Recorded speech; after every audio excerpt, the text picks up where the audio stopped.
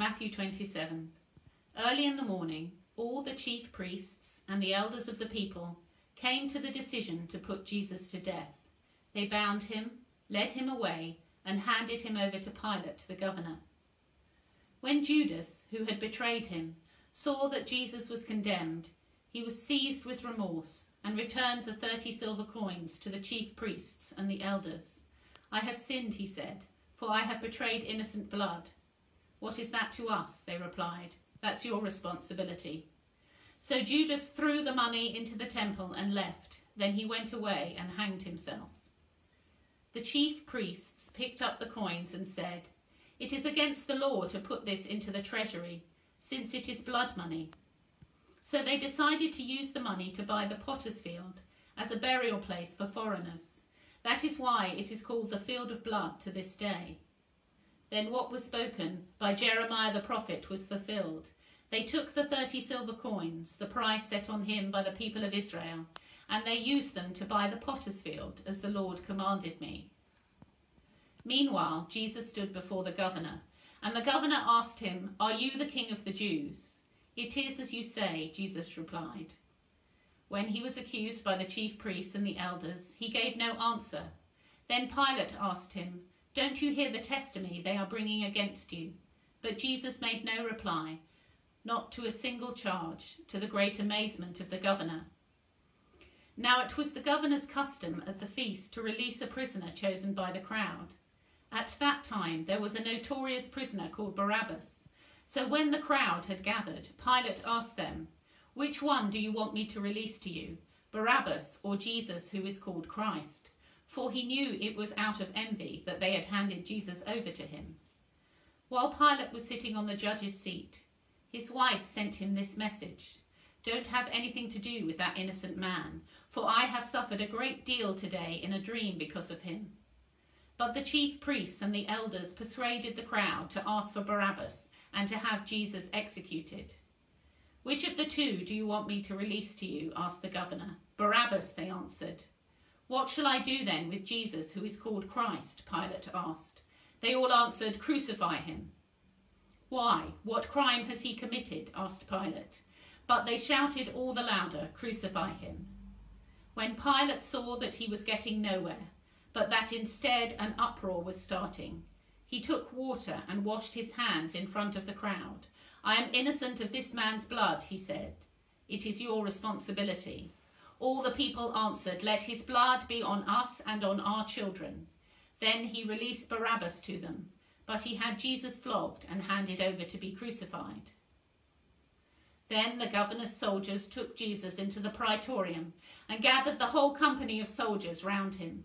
They stripped him and put a scarlet robe on him, and then twisted together a crown of thorns and set it on his head. They put a staff in his right hand and knelt in front of him and mocked him. "Hail, King of the Jews," they said. They spat on him and took the staff and struck him on the head again and again. After they had mocked him, they took off the robe and put his own clothes on him. Then they led him away to crucify him.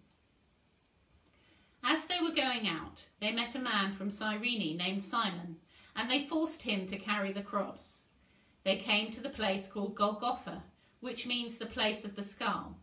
There they offered Jesus wine to drink, mixed with gall. But after tasting it, he refused to drink it. When they had crucified him, they divided up his clothes by casting lots, and sitting down they kept watch over him there. Above his head they placed the written charge against him: "This is Jesus, the King of the Jews." 2 robbers were crucified with him, one on his right and one on his left.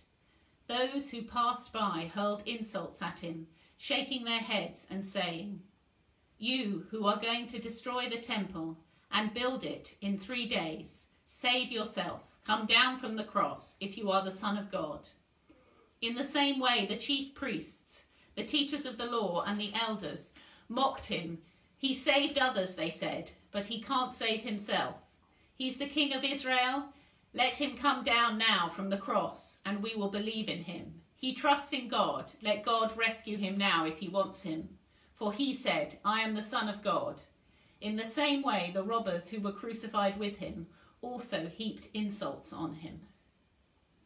From the 6th hour until the 9th hour, darkness came over all the land. About the 9th hour, Jesus cried out in a loud voice, "Eloi, Eloi, lama sabachthani," which means, my God, why have you forsaken me?" When some of those standing there heard this, they said, "He's calling Elijah."